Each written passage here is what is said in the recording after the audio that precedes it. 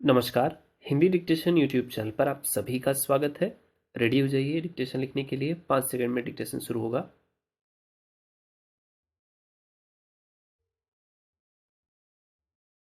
जब किसी वजह से हर तरफ कोई व्यापक त्रासदी हावी दिखने लगती है, तब उसकी सबसे ज्यादा मार समाज के कमजोर तबकों पर पड़ती है। करीब 3 साल पहले जब कोरोना ने दस्तक दी थी, तब शुरुआती दौर में यह लगा था कि संकट जल्द ही टल जाएगा, लेकिन महामारी से बचाव के उपायों के तहत लगाई गई पूर्णबंदी जितने वक्त तक लंबी खिंच गई और बाद में भी हालत पूरी तरह सामान्य नहीं हुए, उसका कितना असर देश और समाज पर हुआ वह छिपा नहीं है।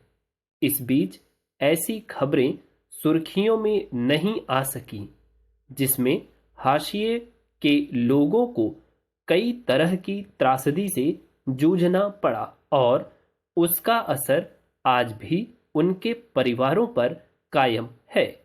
मसलन सिर्फ पिछले साल यानी 2021 में देश में रोजाना औसतन 115 दिहाड़ी मजदूरों और 63 गृहिणियों ने आत्महत्या की। मंगलवार को सरकार ने लोकसभा में बताया कि राष्ट्रीय अपराध रिकॉर्ड ब्यूरो के मुताबिक पिछले साल देश भर में कुल 1,64,033 लोगों ने खुदकुशी की। साथ ही 23,179 गृहिणियों और 15,870 पेशेवर लोगों के अलावा कई अन्य वर्गों के सैकड़ों लोगों ने अलग अलग कारणों से अपनी जान दे दी। पैरा जाहिर है, महामारी की मार ने केवल सेहत के मोर्चे पर लोगों के सामने जानलेवा हालात नहीं पैदा किए, बल्कि उससे बचाव के लिए जो तरीके अपनाए गए उसके असर ने करोड़ों लोगों की जिंदगी को मुश्किल में डाल दिया। पूर्णबंदी की वजह से जब हर तरफ सब कुछ ठप पड़ गया था, तब महज जिंदा रह पाने के लिए रोजाना की मजदूरी पर निर्भर लोगों की लाचारी ने उन्हें अमानवीय परिस्थितियों में झोंकने के साथ साथ ऐसे हालात भी पैदा किए जिसमें बहुत सारे लोगों को पेट भरने तक के लिए खर्च और अनाज जुटाना भारी पड़ने लगा।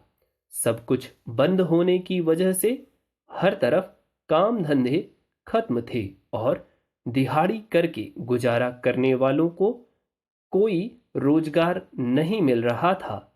यानी जो लोग कोरोना विषाणु से संक्रमित होकर भी या फिर उसकी जद में आने से बच गए, उनके सामने जीवन चलाने और बचाने तक की चुनौती मुंह बाए खड़ी थी, क्योंकि रोजगार का कोई जरिया आसान नहीं रह गया था। यहां तक कि कर्ज या उधार लेकर काम चलाने के हालात भी मुश्किल हो गए। ऐसे में ऐसी त्रासदी में कमजोर पड़कर बहुत सारे लोग टूट गए और कोई विकल्प न पाकर कईयों ने खुदकुशी का रास्ता अख्तियार कर लिया। पैरा यह स्थिति केवल मजदूर तबकों तक सीमित नहीं थी, बल्कि हर तरफ छाई नकारात्मक घटनाओं के असर ने व्यवसाय जगत से लेकर अन्य क्षेत्रों को भी बुरी तरह प्रभावित किया।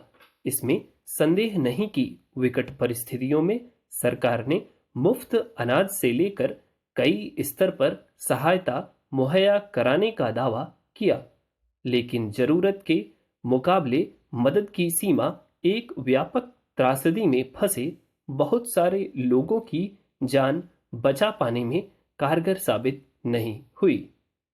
अभाव और उससे जुड़ी कड़ियों ने आम लोगों के सामने जिस तरह के मानसिक संघर्ष के हालात पैदा किए, उसके दबाव और उसकी पीड़ा का पीड़ा को झेल पाना सबके लिए संभव नहीं हुआ।